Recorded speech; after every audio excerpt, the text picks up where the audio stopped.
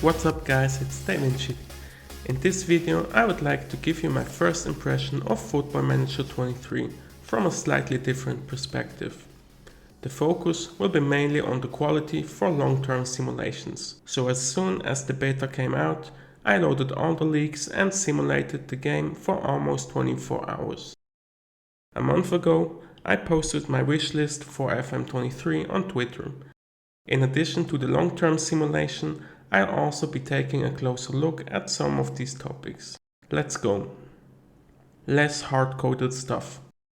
Bayern Munich, for example, getting way too many Chinese players, which even play for the Chinese national team and make them overpowered as This is fixed. Well done. Let's stick to the national teams and new gens. Many small national teams were overpowered because a large number of new gens were generated at a club from another bigger nation. For example, in Liechtenstein there were too many new gens in general in Swiss clubs. China's finances were a big problem in FM22. Unfortunately, this is still in FM23, but I'm optimistic that this will be fixed until public release. Otherwise, this will be a bigger challenge again. The correct implementation of transfer and contract regulations. I guess literally all of us do this when having a 17-year-old wonder kid in your team. We give him a 3-year contract plus 3 optional years by club. But this is actually not allowed according to FIFA. It says players under the age of 18 may not sign a professional contract for a term longer than 3 years. Any clause referring to a longer period shall not be recognized. Unfortunately, this is still possible. I hope SI will implement this rule and make our life a bit more frustrating. The link to the source is in the description. Now I come to the most important point I've took a look at. Is Football Manager 23 long-term playable? What about player development after 6 to 8 years? Do young players develop fast enough? Are all the players decreasing fast enough? Has reputation improved enough to have a positive effect on the national team? Well, all the players seem to decrease slightly faster, which is certainly good for the balance over the years. Younger players seem to be improving not just a little, but much faster, which is less good. I'll explain why in a moment.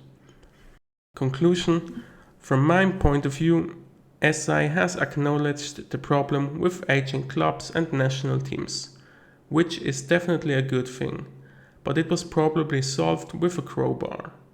Player development was greatly pushed and that's it. I strongly assume that, as in FM21, the number of players with a high current ability will be much higher after 8 to 10 years, compared to the beginning of the game. In short, I suspect it will have far more world-class players again as it did in FM21. But beware, my tests always include a very high number of playable leaks. It is nothing new that in extremely small setups, example only one playable league, the results can be completely different. For me, Football Manager must be realistic for game setups with 5 to 10 playable nations and everything above. It's like it's always been. The more you load, the more realistic the game experience will be. As soon as the game is released on November 8th, I can check that more easily. I'm not really happy, but by now I already have experience in both directions. Balancing the game world when the player development is too slow and also when it is too fast. So I'm optimistic that I will find solutions again if they are not already fixed by SI itself until public release.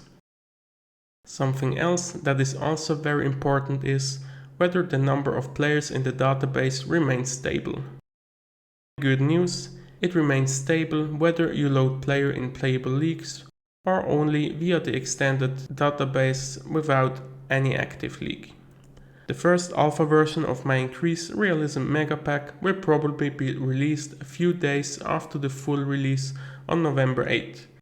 The public release will probably be in the second week of December. Depending how fast I crack the 1000 subs mark on YouTube, I might release it 1 or 2 days earlier, just because I'm nice. So what is my overall conclusion? With all the new features that generally still improve behavior in long-term simulations, I would give FM23 a B- at the moment. It's still a beta, so there's enough time for SI to make this year's FM by far the best FM ever. FM23 for me is definitely a major improvement compared to FM22, and I haven't talked about one headline feature at all. That will be it for now. I hope it has given you some deeper insights into Football Manager 23. Leave a like and subscribe. See you in the next video. Cheers, Daveincid.